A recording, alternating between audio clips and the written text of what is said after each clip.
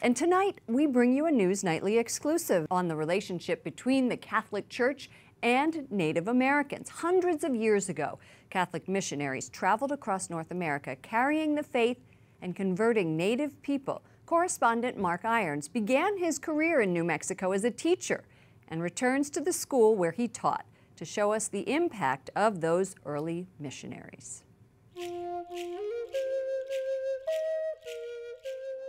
For more than 100 years, children from the Ikaria Apache Native American Reservation have come to St. Francis of Assisi Catholic School, tucked 7,000 feet into the mountains of northern New Mexico. I taught here before joining EWTN. Some of my old students remember Mr. Mark. How would you describe Mr. Mark? Tall. Fun. A good teacher. Charles Naranjo attended in the 60s, followed by his children, and now his grandchildren. We're all like one big family here and stuff, and everybody knows each other, know the grandchildren, know the kids and stuff, and like we keep, like coming back. St. Francis is on the outskirts of the Diocese of Gallup, one of the largest in the U.S., spanning 55,000 square miles.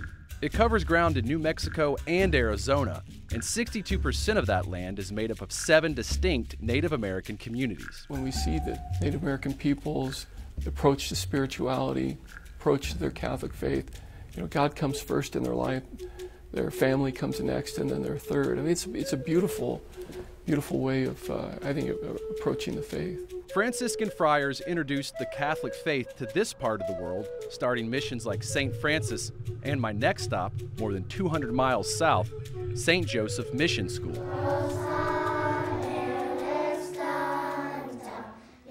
The Franciscans were the only Catholic clergy, or the only clergy period, in New Mexico and the Southwest from 1598 until the early 1800s. Father Jack Clark Robinson continues the tradition of his predecessors, who were supposed to be, who modeled their spirituality after the life of the famous 13th century Italian, St. Francis of Assisi. I think that the way that the Native Americans of New Mexico understand Catholicism is through a Franciscan lens. At St. Joseph Mission School, 90% of the students are Pueblo. Kurt Riley, a former student, is now governor of the Acoma Pueblo tribe. He says the Catholic faith has helped reinforce the tribe's values. What the priest says and really clarifies what's written in the gospel through the sermons is the same thing that we as tribal leaders try to express to our people as to how to conduct themselves, how to treat each other, how to tolerate each other, how to care for each other, love each other. The Catholic religion aligns very well with our own traditional upbringing. Eternal dwelling place. I drove 2 hours west of St. Joseph Mission to the thriving St. Michael Indian School, founded by St. Catherine Drexel in 1902. I like the small class sizes, and I like being able to go to Mass every week. Give us this day our daily bread, and forgive us our trespasses, as we forgive those who trespass. Tasba Shorty is a teacher here. She grew up in Navajo Nation with traditional Native beliefs sprinkled with sporadic Christian worship. After graduating from the University of Notre Dame, she came back to teach and converted.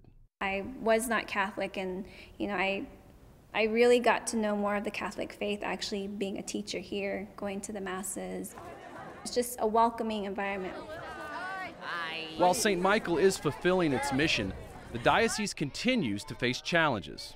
73% of school students live at or below the poverty level, and alcoholism, a common struggle for Native Americans, plagues many families. And so we try to provide opportunities for 12-step programs, AA. Some of the other problems I saw when I taught at St. Francis, the water in town would sometimes run out, and the teachers lived in an old, run-down rectory, which has finally been replaced, but finding volunteer teachers to fill it is difficult. The challenge of finding sufficient staff every year does keep me awake many nights. Catholic education comes with a high price tag. Madeline Lyon, the St. Francis principal, says it costs $400,000 a year to keep the school open. And there are spiritual challenges. The church has been without a full-time priest, and Mass has only been celebrated 11 times since last summer. Still, the doors remain unlocked. carrying on the original mission of the Franciscans and opening a channel for the Native American children. Our task is to try and have them open to God's possibility and God's grace. Whether baptized or not, whether Catholic or not, God's grace is available for everyone. Mark Irons, or known in these parts as Mr. Mark, EWTN News Nightly.